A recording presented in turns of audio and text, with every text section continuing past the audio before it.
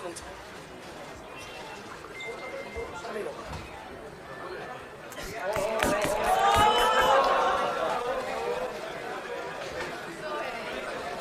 अपने पत्रकार साथियों से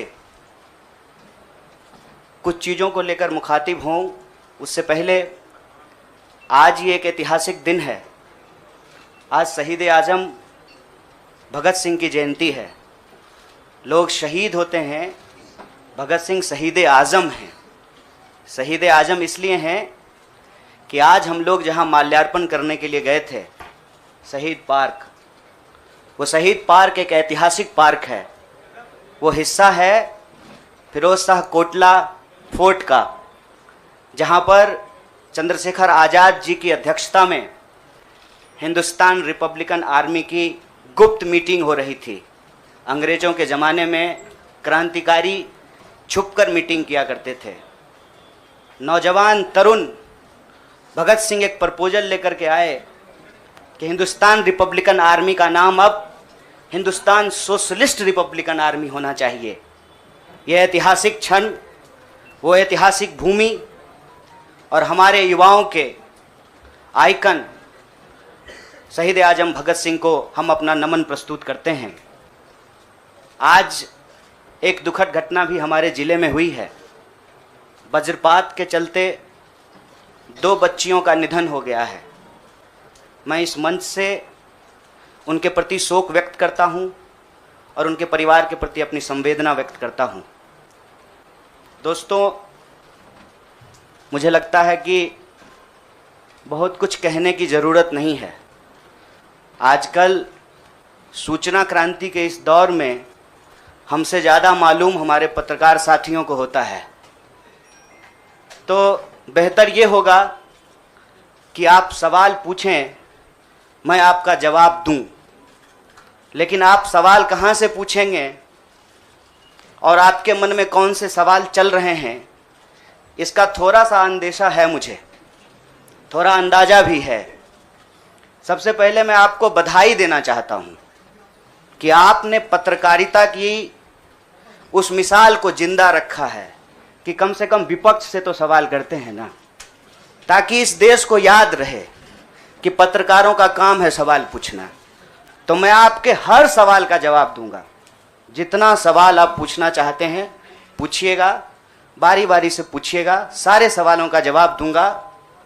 बस एक सवाल का जवाब जो मुझे लगता है कि आप सबके मन में होगा कि आप कांग्रेस पार्टी क्यों ज्वाइन किए हैं, उस सवाल का जवाब दे करके मैं हमारे जो अध्यक्ष हैं उनकी तरफ मुखातिब होऊंगा, माइक उनको समर्पित करूंगा। मैं कांग्रेस पार्टी इसलिए ज्वाइन कर रहा हूं कि मुझे ये महसूस होता है कि इस देश में कुछ लोग, वो सिर्फ लोग नहीं हैं, वो एक सोच है।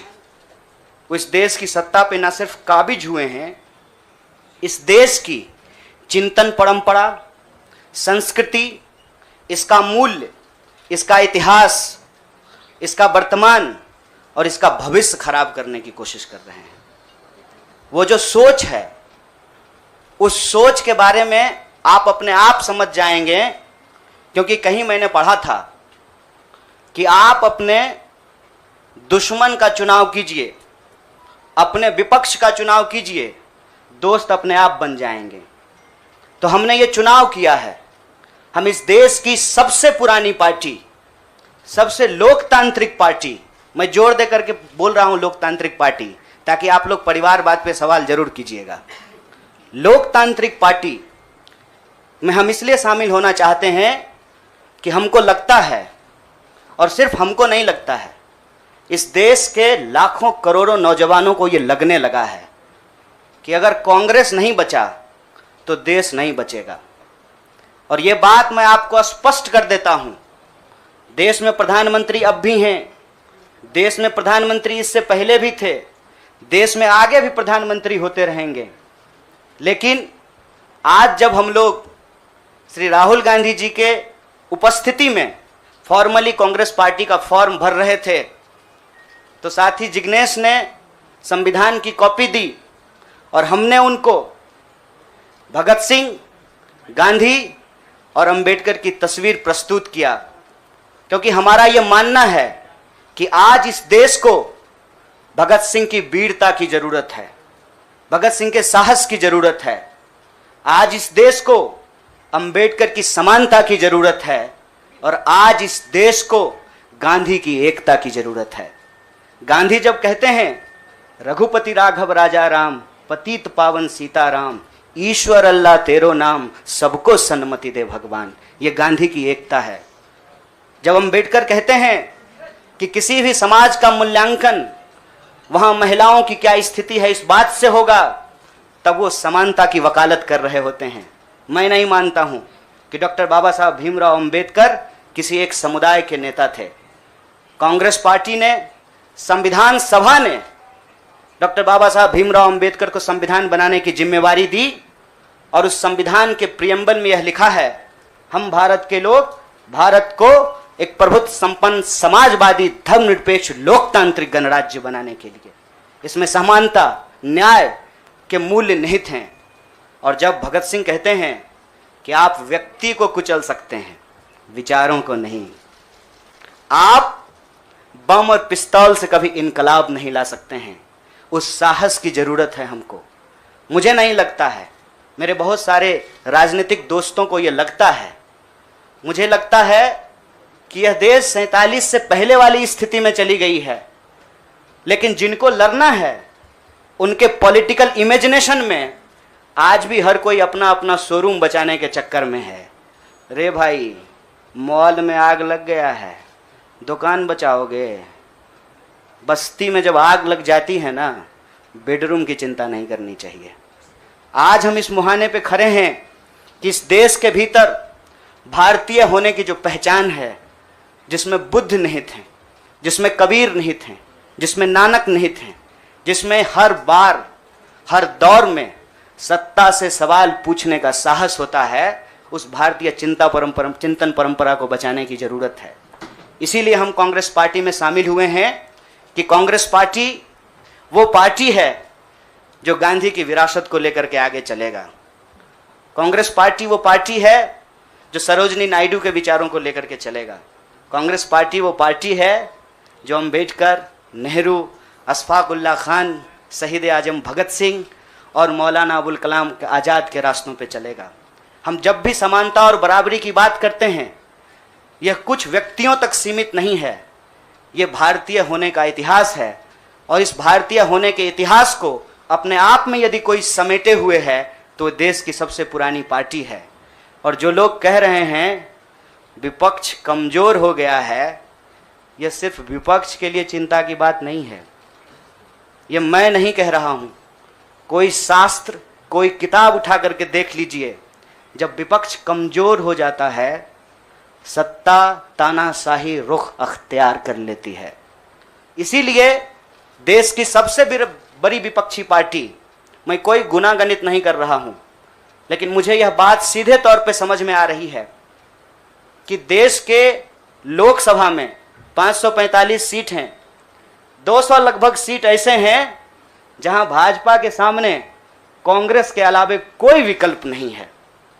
मैं ये नहीं कह रहा हूं कि मेरी जिम्मेवारी सिर्फ एक पार्टी के लिए है, लेकिन जो पार्टी सबसे बड़ी पार्टी है, सबसे बड़ी विपक्षी पार्टी है, उस पार्टी को अगर नहीं बचाया गया, अगर बड़े जहाज को नहीं बचाया गया, छोटी छोटी कश्तियां भी नहीं बचेगी।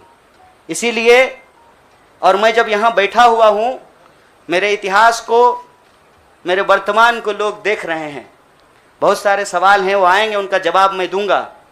लेकिन यह जो ऐतिहासिक जिम्मेवारी है, उस जिम्मेवारी से मैं अपना मुंह नहीं मोड़ सकता हूं। मैं जहां पैदा हुआ, जिस पार्टी में पला बढ़ा, उसके प्रति मैं आभार व्यक्त करता हूं। उसने मुझे सिखाया, पढ़ाया, लड़ने का जज्बा दिया है। लेकिन उस पार्टी के साथ साथ मैं उन लाखों करोड़ों लोगों को भी धन्यवाद देना चाहता हूं जो किसी पार्टी से जुड़े हुए नहीं थे।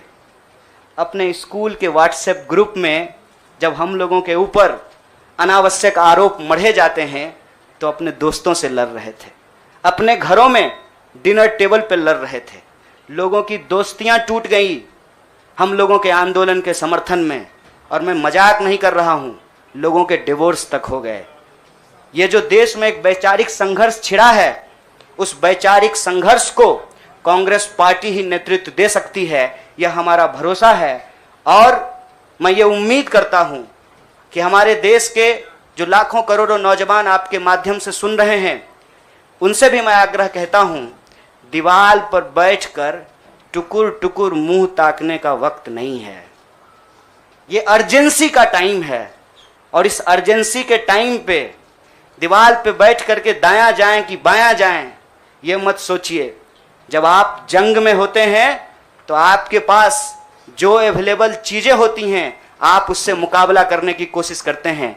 कांग्रेस पार्टी एक बड़ी जहाज है, अगर कांग्रेस पार्टी बचेगी तो हमारा मानना है इस देश के लाखों करोड़ों नौजवानों की आकांक्षाएं बचेंगी, गांधी की मीमांसा बचेगी, भगत सिंह के सपनों का भारत बचेगा, और डॉक्टर बाबा साहब भीमराव अंबेडकर की समानता का भारत का निर्माण संभव हो पाएगा। इसी आशा और उम्मीद के साथ मैं इस पार्टी से जुड़ा हूं, और मुझे पूरा भरोसा है कि कांग्रेस पार्टी जो अपने आप को एक लोकतांत्रिक पार्टी कहती है, आज़ादी के साथ, अपनी पूरी मुखरता के साथ सत्ता से सवाल पूछना और लोगों के हक के लिए लड़ना भिड़ना संघर्ष करने में हमारे साथी रहेंगे, हमारे सहयोगी रहेंगे। और ये परिवार संघ परिवार नहीं, वो क्या परिवार जो परिवार छोड़कर परिवार बनाना पड़े, वो परिवार जो आपको परिवार छोड़ने के लिए नहीं कहता है, कहता है कि अपने परिवार में रहिए। अरे महात्मा गांधी कस्तूरबा गांधी को लेकर के अंग्रेजों से लड़ गए, बताइए इनको अपना घर छोड़ना पड़ा? कोई जरूरी है क्या? घर परिवार के साथ रहना है। डॉक्टर बाबा साहब भीमराव अंबेडकर भी अपने परिवार के साथ रहते थे। आप जितने बड़े लोग हैं उनका इतिहास उठा करके देख लीजिए, सब लोग अपने परिवार के साथ रहते थे। वो परिवार छोड़ करके बनने वाला परिवार नहीं। न्याय बराबरी और संघर्ष के लिए इस परिवार में मैं शामिल हुआ हूं। सभी सदस्यों के प्रति, देश के अंदर फैले हुए लाखों करोड़ों कार्यकर्ताओं को अपना आभार व्यक्त करता हूं। बहुत बहुत शुक्रिया, बहुत बहुत धन्यवाद।